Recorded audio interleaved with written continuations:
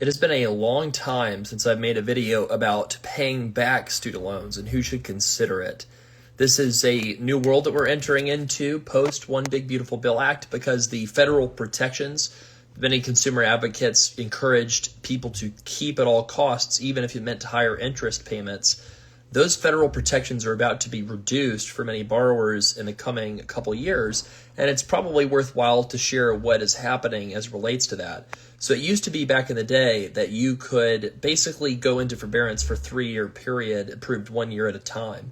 Then you could consolidate and get an additional 3 years of forbearance. So you could pretty effortlessly get 6 total years worth of forbearance. And that's on top of anything like deferment or something along those lines. So for example, you could have a Parent Plus borrower that would defer their payments all the way until the final child graduated. Then you could do 3 years of forbearance, consolidate, and get another 3 years of forbearance. And then at that point, the parent could have been 70 years old and potentially pursued a, quote unquote, die with debt type strategy.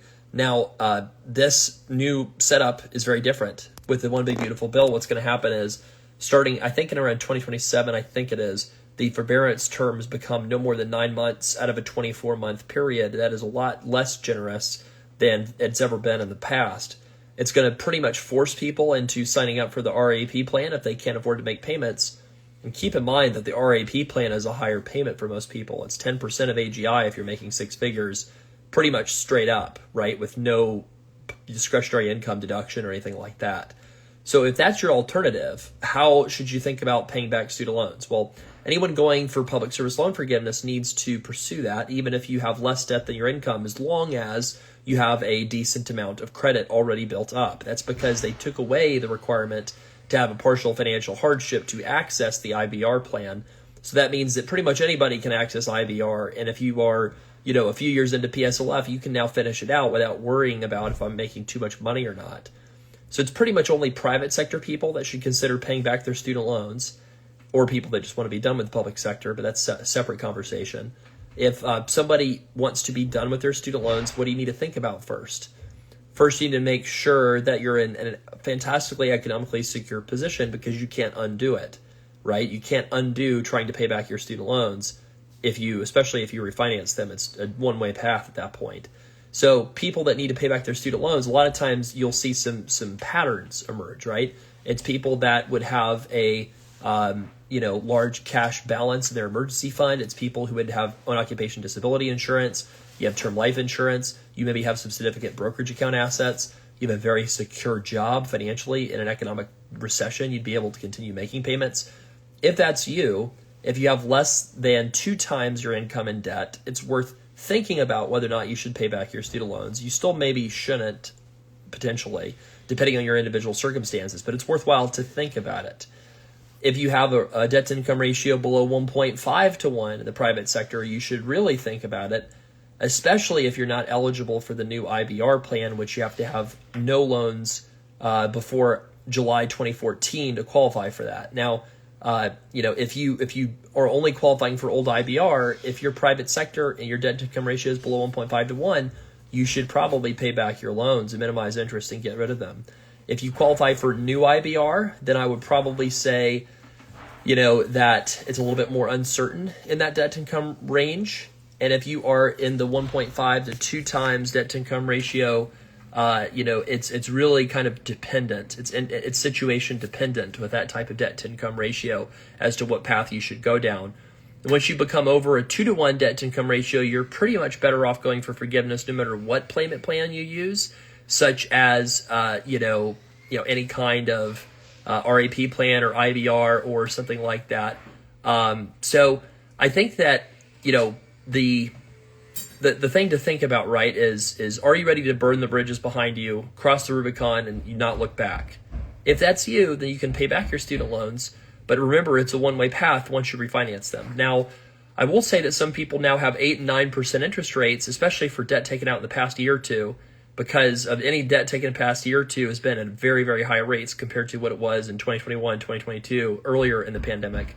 So if you are facing very high interest rates and you know that you're not going to get forgiveness and you're positive about it, then you might consider refinancing to a lower rate.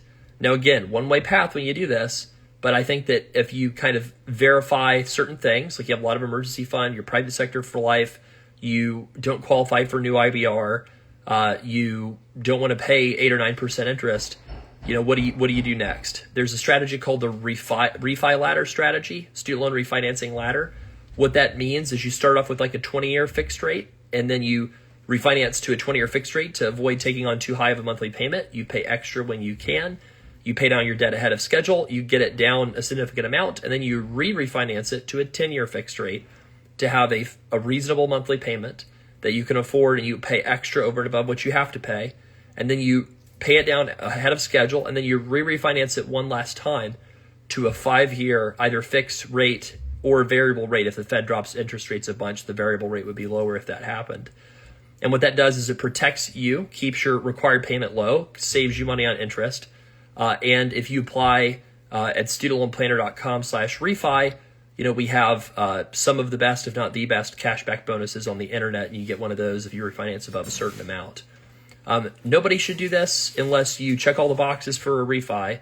But interest has started back again with a vengeance, and interest rates are relatively low right now because credit spreads in the economy are kind of tight, because investors aren't super worried about people paying them back at the moment, which means a little bit better deals that are available. So this is not going to apply to probably even the majority of people that follow our channel. But at the same time, I think it's useful to hear about who should refi and who should not, if only to get confirmation that you're on the right path. Hearing people that are clear forgiveness cases or people that are clear refinance cases. And if you're in one of these in-between kind of scenarios, then it's just useful to think about it and decide what kind of path you want to live, what kind of sacrifices you're willing to make if you want to go down that debt freedom path.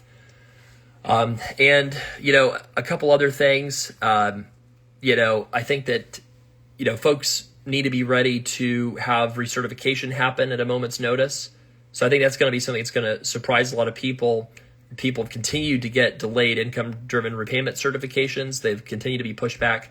But at any point, when we have a court ruling that says something's legal or something's not allowed, it could trigger mass recertification. So that means you need to be patient with your tax filing, wait to file your taxes in most cases, file separately if it applies to you, and just be very patient because we continue to face a lot of uncertainty right now with student loans. So any questions about any of the above, put it in the chat. Studentloanplanner.com/refi if you need to apply for a lower interest rate. And if you have any questions, put them in the chat. Thank you for following Student Loan Planner.